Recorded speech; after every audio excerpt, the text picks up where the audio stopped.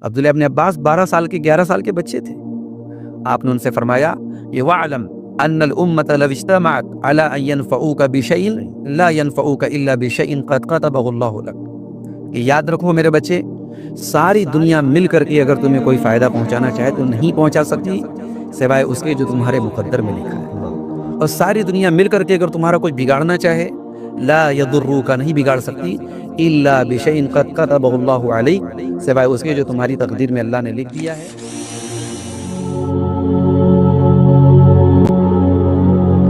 کیا غم ہے یا مایوسی ہے یا ڈپریشن ہے، اس کا تعلق عقیدے کے کمزوری سے جڑا ہوا ہے؟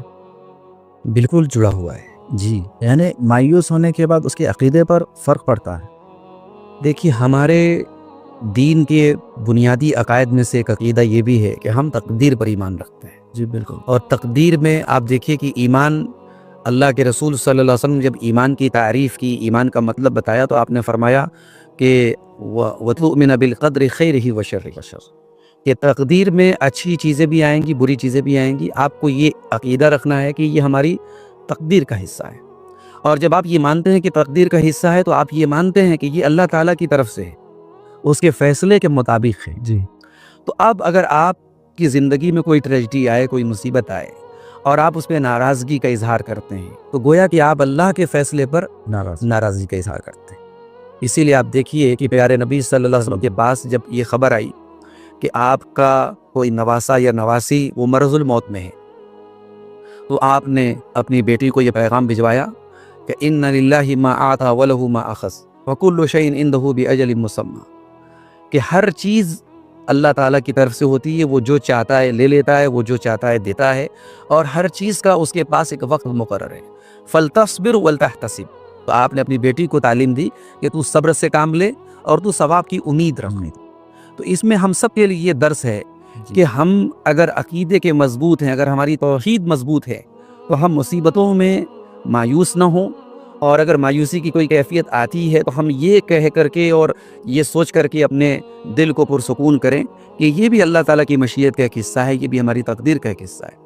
تو یقیناً اس کا تعلق ہمارے عقیدے سے ہے. اور ظاہر ہے کہ جن کی زندگیوں میں ایمان نہیں ہے، جن کے پاس عقیدے توحید نہیں ہے، جی، وہ خودکشی بھی کریں گے، وہ سوسائڈ بھی کریں گے، وہ مایوسی میں ایسا قدم بھی اٹھائیں گے جو غلط ہے. کیوں؟ کیونکہ ان کا کوئی ایمان تقدیر پر نہیں ہے. لیکن جس کا ایمان تقدیر پر ہے، یہاں پہ آپ وہ حدیث یاد کیجئے، اللہ کے پیارے رسول صلی اللہ علیہ وسلم نے حضرت عبداللہ ابن عباس سے کیا کہا تھا. عبداللہ ابن عباس 12 سال کے 11 سال کے بچے تھے. آپ نے ان سے فرمایا یہ وَعْلَمْ أَنَّ الْأُمَّةَ لَوِ اجْتَمَعَتْ عَلَىٰ أَن يَنْفَعُوكَ بِشَيْءٍ لَا يَنْفَعُوكَ إِلَّا بِشَيْءٍ قَدْ كَتَبَهُ اللَّهُ لَكَ. کہ یاد رکھو میرے بچے، ساری دنیا مل کر کے اگر تمہیں کوئی فائدہ پہنچانا چاہے تو نہیں پہنچا سکتی سوائے اس کے جو تمہارے مقدر میں لکھا ہے. اور ساری دنیا مل کر کے اگر تمہارا کچھ بگاڑنا چاہے لا یضروک نہیں بگاڑ سکتی الا بشیء قد کتبہ اللہ علیک سوائے اس کے جو تمہاری تقدیر میں اللہ نے لکھ دیا ہے. رفعت الاقلام وجفت الصحف، تقدیر کے قلم اٹھا لیے گئے اور تقدیر کے صحیفے خشک ہو چکے ہیں، سوکھ چکے ہیں. سبحان اللہ. تو یہ بہت بڑی بات ہے، یہ ہمارے ایمان کا حصہ، ہمارے عقیدے کا حصہ ہے. جی. تو اگر کوئی مایوس ہو گیا یا ڈپریشن میں چلا گیا یا غمگین ہو گیا تو اس سے کیسے بچا جا سکتا ہے؟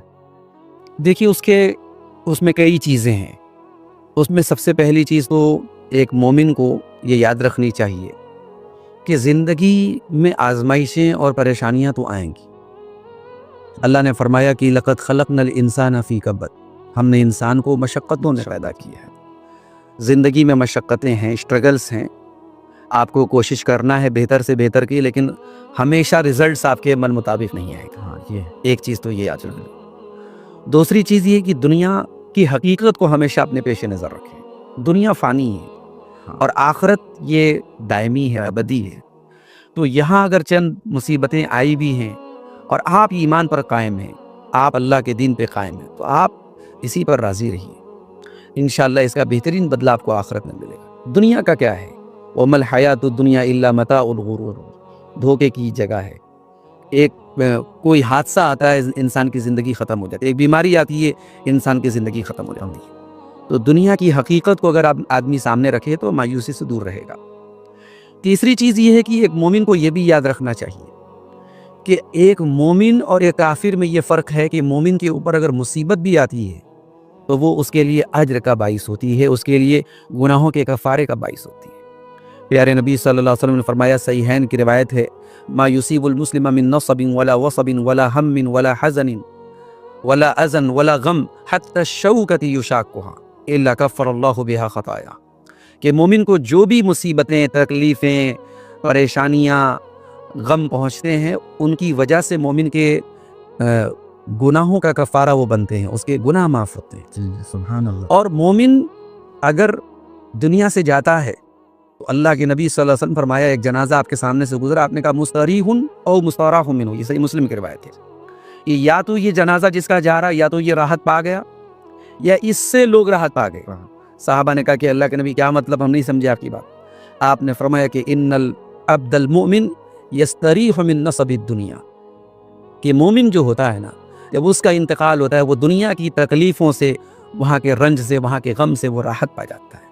اور جو کافر ہوتا ہے، جو منافق ہوتا ہے، جو مشرک ہوتا ہے، جب اس کا انتقال ہوتا ہے، یستریح منہ العباد والبلاد، تو اللہ کے بندوں کو راحت ملتی ہے کہ چلو ایک خصم جہاں پاک، ایک جو ہے اللہ کا دشمن دنیا سے گیا، اللہ کے ساتھ شرک کرنے والا ایک مجرم دنیا سے گیا ہے۔ تو یہ بہت بڑی بات ہے کہ ہمیں اس بات پر بھی ایمان رکھنا چاہیے کہ دنیا سے ہم ایک دن جائیں گے، سارے غم ہمارے دور ہو جائیں گے۔ اس کے بعد غم کے اگر علاج کی آپ بات کریں جی تو بنیادی طور پہ 4 چیزوں کو ہمیشہ انسان کو اپنے معمول میں شامل کرنا چاہیے۔ پہلی چیز کیا ہے؟ دعا۔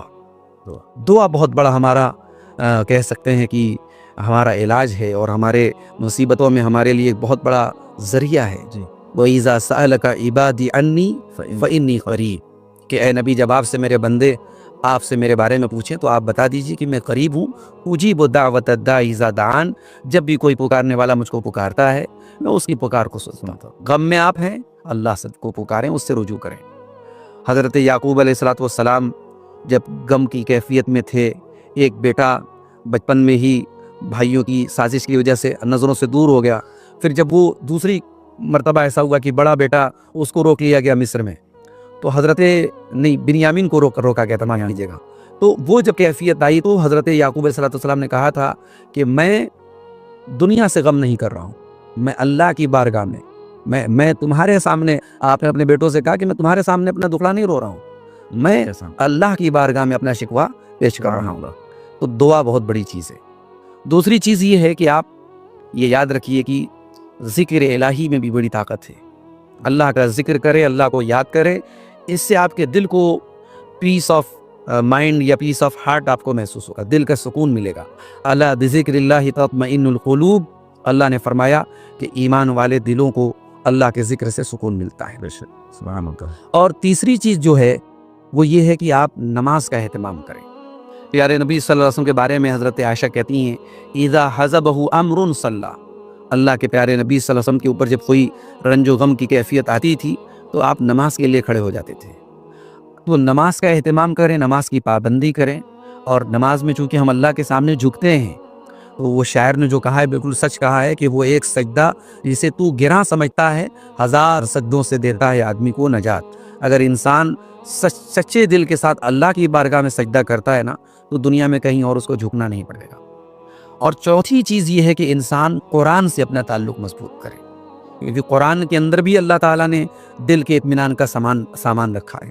لِنُثَبِّتَ بِهِ فُؤَادَكَ، اللہ نے قرآن میں کہا کہ ہم نے اس قرآن کو تھوڑا تھوڑا اس لیے اتارا تاکہ آپ کے دل کو ہم مضبوط کریں۔ تو قرآن کے اندر بھی دل کی مضبوطی کا، دل کی حوصلہ افزائی کا، اور مصیبتوں کو اور غموں کو دور کرنے کا بہت بڑا علاج ہے۔ اور قرآن کو اللہ تعالیٰ نے شفا بھی کہا ہے، وَنُنَزِّلُ مِنَ الْقُرْآنِ مَا هُوَ شِفَاءٌ وَرَحْمَةٌ، کہ قرآن جو ہے یہ اہل ایمان کے لیے شفا ہے۔ تو قرآن کریم کی تلاوت سے بھی انشاءاللہ آپ کو مایوسی اور غم آپ کے دور ہوں گے انشاءاللہ۔ بشمار دینی اور تعلیمی ویڈیوز دیکھنے کے لیے ہمارا چینل سبسکرائب کیجیے۔